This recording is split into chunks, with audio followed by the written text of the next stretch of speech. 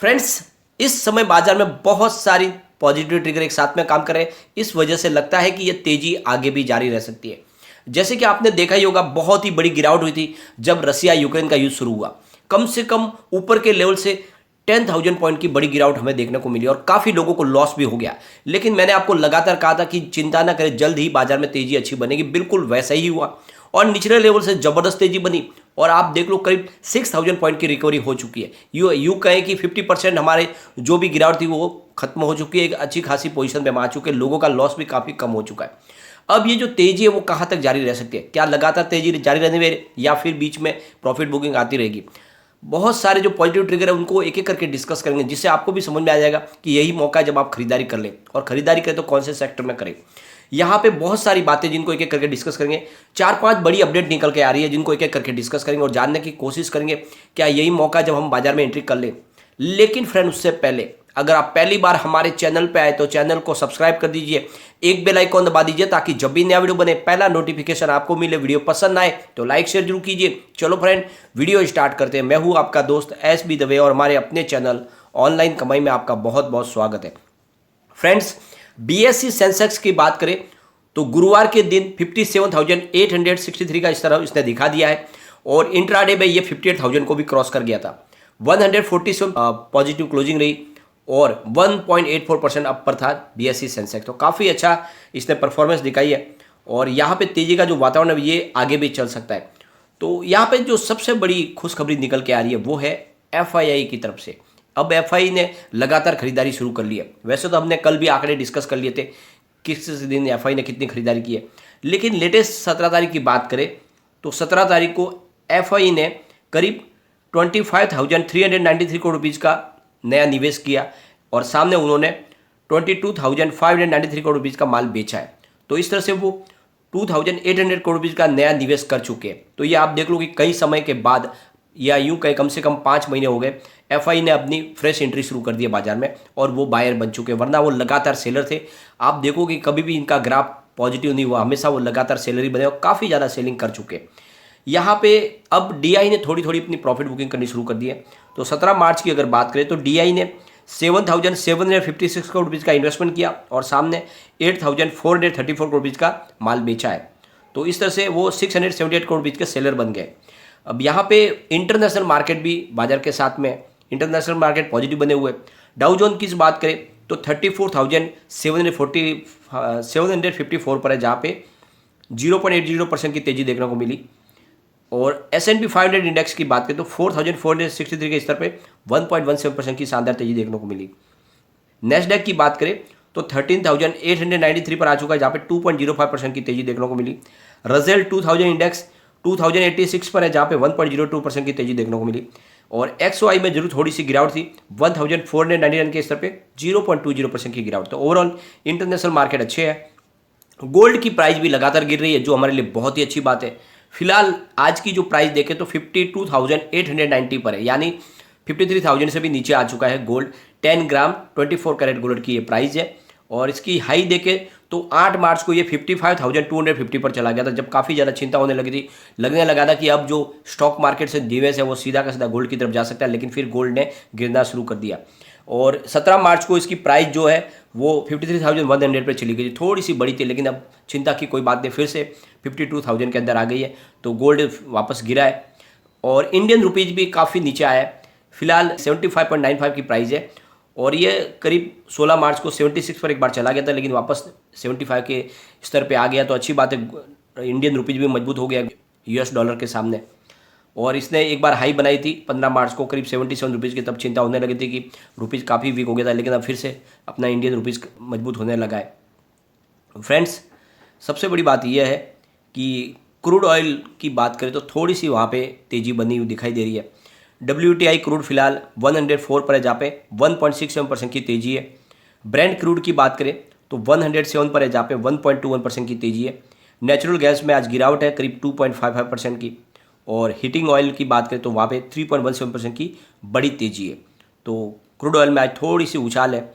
यहाँ पे एक बड़ी अपडेट निकल के आ रही है, हमारा जो फॉरेक्स का जो रिजर्व है वो उसमें 9 अरब डॉलर की कमी आ गई है, यानी पहली बार विदेशी एक्सचेंज में काफ़ी ज़्यादा ये कमी आई है और पिछले 2 साल का रिकॉर्ड टूट गया है। और काफ़ी ज़्यादा गिरावट है। और देश का जो फॉरेक्स रिजर्व है वो 9.46 अरब डॉलर की उसमें गिरावट आई है, और ये कमी पिछले 2 साल में सबसे ज़्यादा है। और ये जो रिजर्व बैंक ने आंकड़ा जारी किया उसके हिसाब से 7 मार्च को 77.02 रुपये तक चला गया था प्राइस। उस समय फिर जब प्राइस रुपीज़ की लगातार गिरने लगी तो रिजर्व बैंक ने डॉलर बेच के इसकी प्राइस को थोड़ा सा मेंटेन करने की कोशिश की थी, और इसीलिए वहाँ पे आप देखो कि डॉलर थोड़ा कम हुआ है, क्योंकि काफ़ी ज़्यादा डॉलर की बिकवाली की है रिजर्व बैंक ने, ताकि रुपया थोड़ा मजबूत रहे। कि धीरे धीरे अब जैसे ही रुपया वापस मजबूत होगा तो धीरे धीरे वापस रिजर्व बैंक अपने डॉलर वापस खरीदारी कर सकता है। लेकिन फिलहाल बैलेंस बनाने के लिए उन्होंने डॉलर को बेचा, और इस वजह से हमारा फॉरेक्स 2 साल के निचले लेवल पे आया है।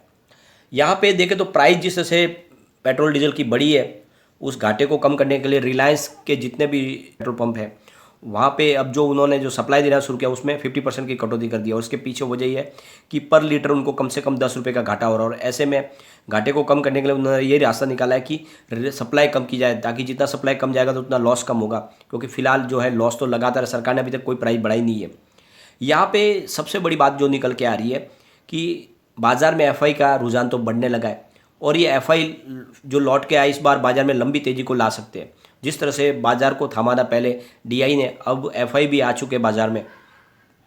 तो सबसे बड़ी बात यह है जियो पॉलिटिकल टेंशन के है मामला अब धीरे धीरे थोड़ा सा डिस्काउंट होने लगा है, और क्रूड ऑयल की जो प्राइस है उसमें भी कमी आने लगी है। यूएस फेड की मीटिंग हो चुकी है, और जो नतीजा जो है वो पहले से सबको पता था वही आया है।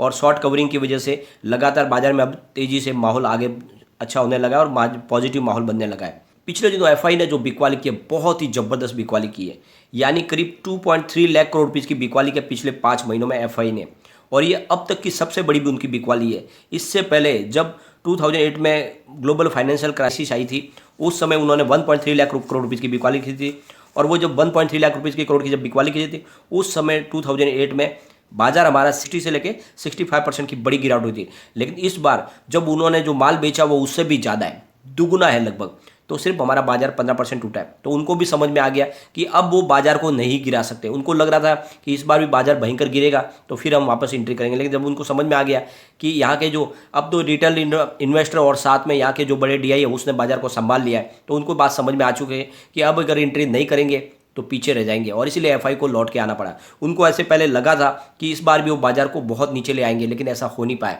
डीआई की खरीदारी साथ में रिटेल इन्वेस्टरों ने जिस तरह से जोश दिखाया बाजार को तोड़ नहीं पाए, और उनको लगता है कि अगर इस बार हम चूक गए तो फिर हम एंट्री कब करेंगे, फिर ऊपर के लेवल में एंट्री करनी पड़ेगी। इसीलिए एफआई लौट आए, और ये बाजार के लिए बहुत अच्छी बात है। ये जरूर है कि फिलहाल जो रूस और यूक्रेन का विवाद है वो चल रहा है, तो उसका कुछ अप डाउन देखने को मिल सकता है, और जिस तरह से तेजी बनेगी तो थोड़ा बीच में प्रॉफिट बुकिंग भी आएगा, लेकिन अब बड़ी गिरावट की संभावना नहीं बन रही है। तो ऐसे में टेक्निकल लेवल क्या बन रहे हैं फ्रेंड्स? गुरुवार को निफ्टी 50 ने 17,287 की क्लोजिंग दी है। तो अब आगे क्या संभावना बन रही है, तो एक बार इसके निफ्टी के पिवट लेवल के माध्यम से इसके लेवल चेक कर लेते हैं। तो यहाँ से अगर गिरावट का माहौल बनता है तो 17,193 का इसको फर्स्ट सपोर्ट है।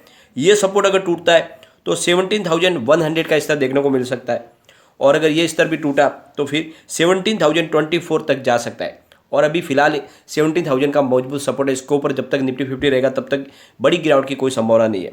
लेकिन अगर पॉजिटिव माहौल बना तो 17,362 का फर्स्ट रेजिस्टेंस है, इसको ब्रेक करते ही 17,437 का स्तर देखने को मिलेगा, और वहाँ तक निफ्टी 50 पहुँच गया तो फिर हमें 17,531 का स्तर देखने को मिलेगा। और बिल्कुल 17,500 को टच करते ही फिर तेज़ी से आगे स्टॉक भागेगा, और फिर हमें आने वाले समय में 18,000 का स्तर देखने को मिलेगा।